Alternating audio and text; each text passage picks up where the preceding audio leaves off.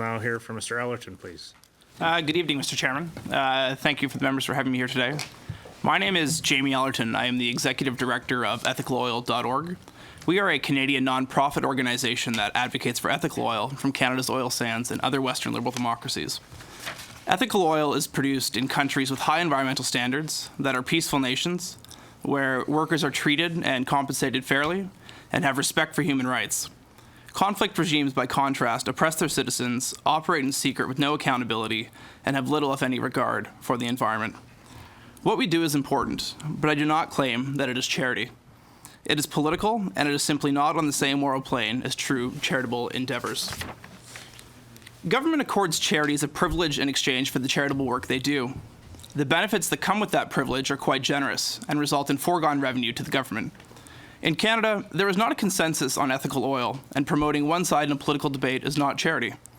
To quote from the Canada Revenue Agency, quote, "In order to assess the public benefit of a political purpose, a court would have to take sides in a political debate. In Canada, political issues are for Parliament to decide," end quote.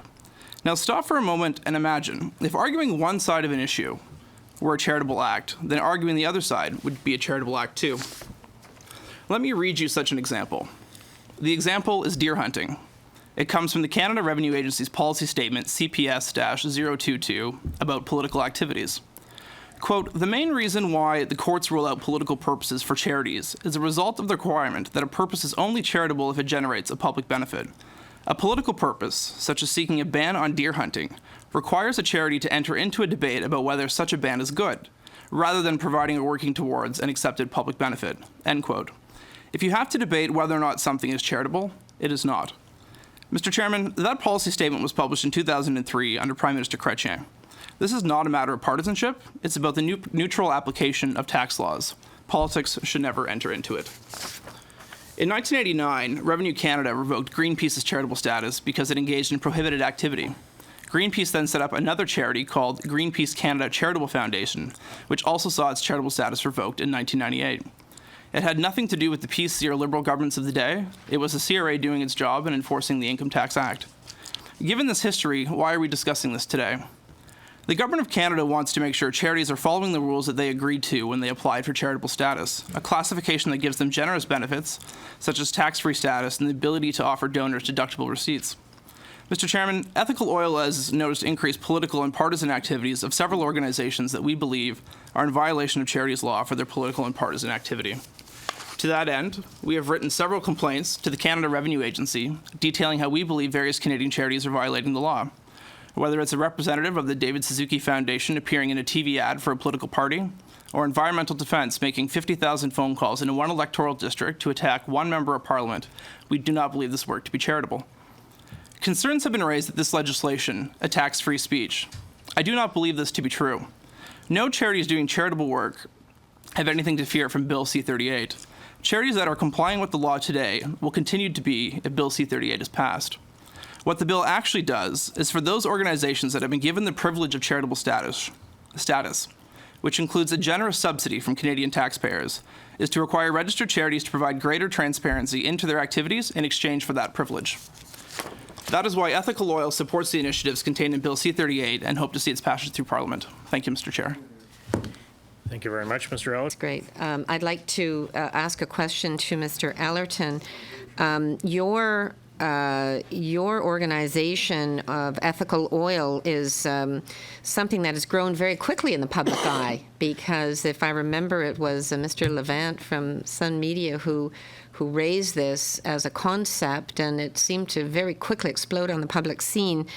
And I'd just like to ask you why you think this has developed so quickly in the public consciousness. I know there's many people who work for Ethical Oil who have connections to the Conservative Party, and there's also been a lot of support through Sun Media. Why do you think this idea has captured such attention when it may take decades for other ideas to capture the public imagination? 1 minute. I think if you look at all the public attention that and energy needs are facing, and with movements like fair trade coffee, people are being very conscious of where products they consume are sourced from. So an idea like ethical oil, where you differentiate where your oil comes from and to be more informed about that, to choose ethical oil from a place like Canada and other Western liberal democracies, rather than to continue to rely on conflict oil, which you'd import from OPEC, say Saudi Arabia, Algeria, Venezuela. That is catching on with Canadians because I think it speaks to them. It speaks to their patriotism. It speaks for the values they care about, values like the environment, like Thanks. human rights, like respect for workers. Thanks very much. I just get one last quick question. Funding for your organization is from where? Ethical Oil accepts donations from any Canadian or Canadian businesses. Do you have any financial ties to the petroleum industry? Ethical Oil accepts money from any Canadian business, and that would include organizations that produce Canada's ethical oil. Thank you very much. It's a chill effect, potentially, and I'm hearing the same from nonprofit organizations and boards on those organizations. People who have opinions, for instance, if you run a food bank, you probably have an opinion on poverty and poverty-related issues. If you are involved in an environmental organization, say the Pembina Institute, you probably have views, political views on environmental issues and related issues. So Mr. Ellerton, you were mentioning the twice that Greenpeace lost their tax number with Revenue Canada. That was accomplished before we had these changes. So your example proved that we have the capacity now, legislatively and from a regulatory perspective, for Revenue Canada Act. So you cited that example. Isn't that an example that our current approach is working? I think the Canada Revenue Agency has resources and the potential to look after these things. But it's my understanding what Bill C-38 will increase transparency to further explore the disclosure of organizations that engage in political activity that could potentially be violating charities law and abusing the subsidy of the Canadian taxpayers, as well as provides resources to the Canada Revenue Agency to not only enforce the compliance efforts, but also increase education so that all charities know what's required of them under the law. Yeah. Are you familiar with an organization or a family of American philanthropists, the Koch brothers? Yes, I've heard. Yeah. Do they contribute to your? No, Ethical Oil only accepts donations from Canadian businesses and Canadian individuals, so we do not accept any foreign money. So there's at no time, directly or indirectly, have the Koch brothers? That is correct, because Ethical Oil is an organizational policy to only accept donations from Canadians and Canadian businesses. And do you publish your donor list? No, Ethical Oil has actually faced legal action from the Kingdom of Saudi Arabia. They actually suppressed free speech and actually succeeded in having CTV not air our ad that kind of contrasted Canadian ethical oil to Saudi Arabia's conflict oil. And as a result of we feel the potential for legal action, that we're not going to expose our donors to that sort of litigation. So you do not, because you're not a charity, you do not believe that you should have to.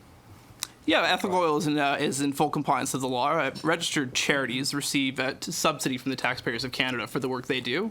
And they have a certain level of rules to follow. A non-profit organization has a different set of rules, and we are in full compliance with the law. So if we were to, for instance, say that any group or organization that engages in political advocacy, regardless of whether or not they have a tax number, ought to provide full financial disclosure in the interest of transparency, which is actually consistent with more accountability. Would you support that kind of legislation? Ethical Oil does not have a position on comprehensive tax policies and whatnot, but we do feel that registered charities that receive a public subsidy for their work and the taxpayer subsidy should have a greater requirement for transparency as a result of the gift from the public purse. If, for instance, the Koch brothers gave $500,000 to the Fraser Institute, and the Fraser Institute were to, among providing information and research on a lot of topics, and were to advocate, for instance, for a pipeline, would that be political advocacy? I'm not going to speak to hypotheticals, Mr. Bryson, but I would say I would encourage Canadians to follow the law, and if there's any specific information of any groups that are violating the law, that be referred to the proper authorities. In this case, it sounds like would be the Canada Revenue Agency. Yeah, well, time goes so quickly.